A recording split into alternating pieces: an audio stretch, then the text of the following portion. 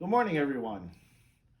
Just wanted to give you an update about what we are doing as a church for the next 2 weeks.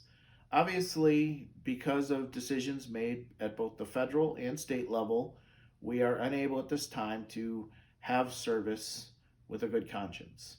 Therefore, we are going to be suspending services on April 5th, April 8th, and April 12th, Easter Sunday. I heard the other day that this is going to be probably the first time in the history of the United States that we have not had services on Easter. That, of course, makes me sad, and I think perhaps for many of you it is something new as well. Certainly, we never anticipated this kind of event happening, and it is an unprecedented event. Rest assured that we will do our best to once again be open and have the opportunity to gather together with you all.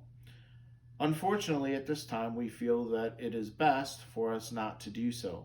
So we will continue to have sermons available during the weekends, and quite possibly we will be looking at doing some form of live briefing, some form of perhaps live Sunday schools, live youth group. Those decisions are still being worked on. Of course, we have to overcome the technical challenges and the apps and things that would facilitate us doing that. So keep your eye open to Facebook and also through the text system, and for some of you through phone calls. We will be apprising you of what is going on. We're doing our best at this time to communicate with everyone and to keep everyone in the loop and knowing what is going on. Now, I was thinking and have been meditating the last couple of weeks on an interesting fact. I've found that often God does prepare us, although we don't always understand what He's preparing us for. And I was looking back and I found the exact date, and it was on February 9th, on a Sunday evening service. We were looking at James chapter 4, verses 13 and 14. And the main point of that passage is this: that the future is unknown, and that we can't always predict what is going to happen. And so therefore we have to trust in God. Now the story that I related going with that passage was a story about a Scotch language poem from Robert Burns in 1785. And perhaps you've heard this phrase: the best laid plans of mice and men often go awry.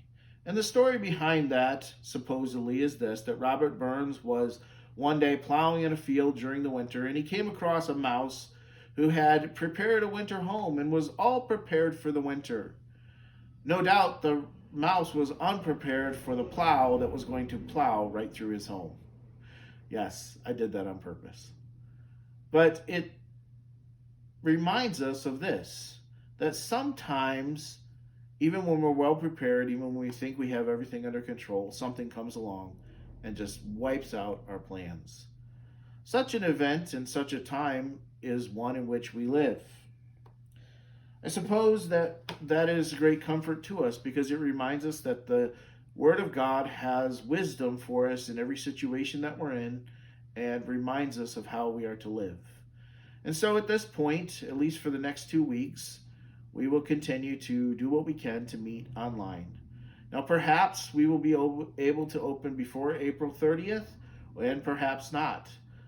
The future is very uncertain. The experts have all kinds of different opinions. There's all kinds of different figures flying out there, and there's all kinds of uncertainty. But one thing we do know is that God is in control. He loves us. He is taking care of us, and that we can do just fine as long as we trust in Him. And so we will let you know as soon as we can what we can do as a church and when we will be able to meet again. You know, for me, this is obviously difficult, because gathering together with people is one of the things that pastors love best. If pastors didn't love people, they wouldn't be pastors, they would be janitors. Instead, they are pastors, and that is in part because they love to meet with the people of God. And so I am missing you. I know many of you are missing one another. And I suppose this could turn out to be a wonderful thing. Maybe we won't take it for granted as much as we sometimes do in the future. Well, may God bless you and keep you at this time. Continue to pay attention to the updates that come out and continue, of course, to pray for our country. God bless.